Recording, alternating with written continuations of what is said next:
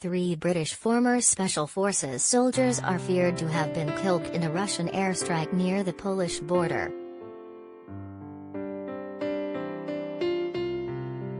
More than 30 Russian cruise missiles targeted the Yavoriv base yesterday, killing as many as 180 people.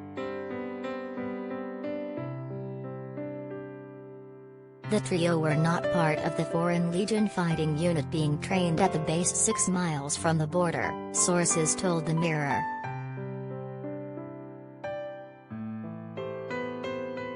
It is not known which branch of the Special Forces they had served in.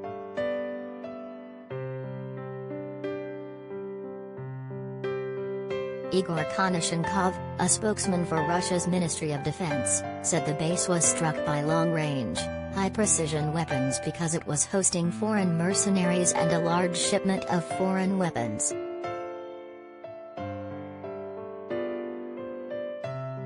He added, the destruction of foreign mercenaries who arrived on the territory of Ukraine will continue. Konashenkov said up to 180 people had been killed in the strike, though Ukraine initially said 35 people died and another 134 were wounded.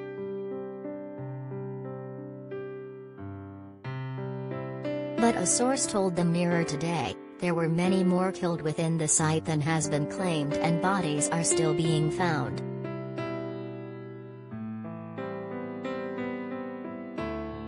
I do not believe the 3 British ex-military personnel would have known anything about it, fortunately.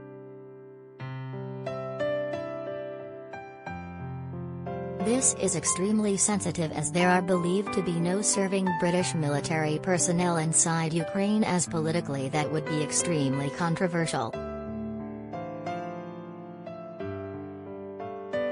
Bombs fell on the base early Sunday morning, with witnesses saying many of the foreign recruits were sleeping when the strike was carried out.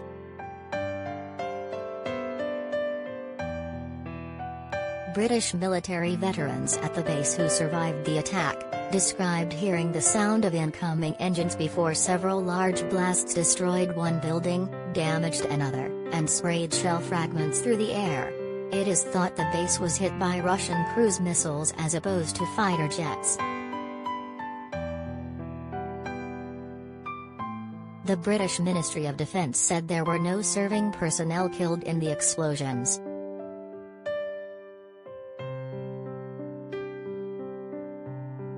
James, a former British artillery soldier identified only by his first name, told BuzzFeed of hearing the sound of incoming missiles as he was in bed, saying, "I just lied there and thought, I'm going to die."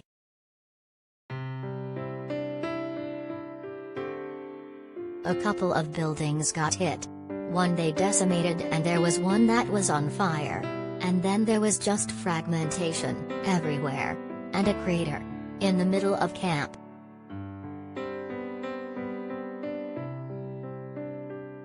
A Ukrainian officer said there were around 1,000 foreigners at the camp, officially known as the International Center for Peacekeeping and Security, at the time.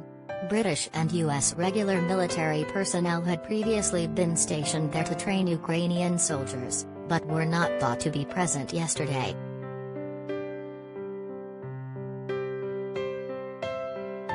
On Monday, a Russian airstrike on the capital Kyiv killed at least 2 people and wounded others as it blew up and set light to an apartment building.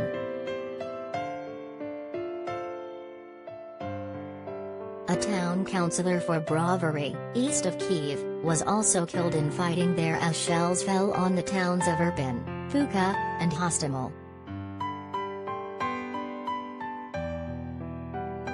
Ukrainian officials said 2 more people died and 7 were injured after Russian forces struck an airplane factory in Kyiv, sparking a large fire.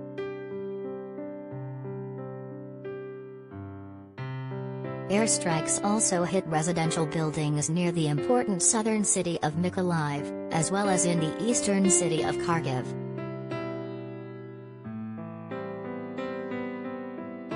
A television tower in the Rivne region in the northwest was destroyed.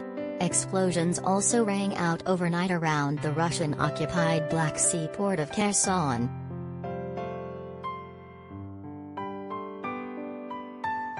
And Ukraine said a pregnant woman who was badly wounded in an airstrike on a maternity hospital in Mariupol last week died, along with her unborn child.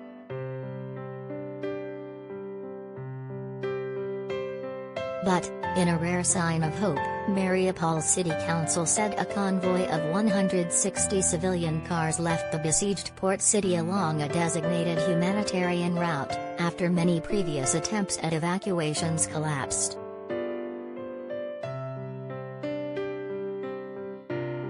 Ukraine and Russia also continued peace talks, after hailing substantial progress made at the weekend to obtaining a ceasefire. Those negotiations continued today, though broke up without agreement. Neither side has made it clear what any such deal would look like.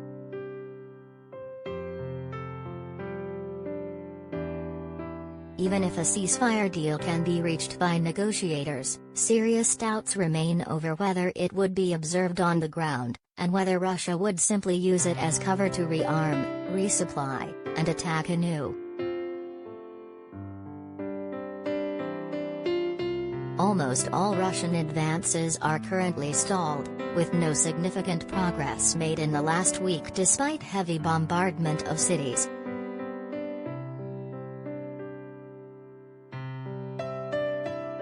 Meanwhile, Putin's forces continue to suffer punishing casualties.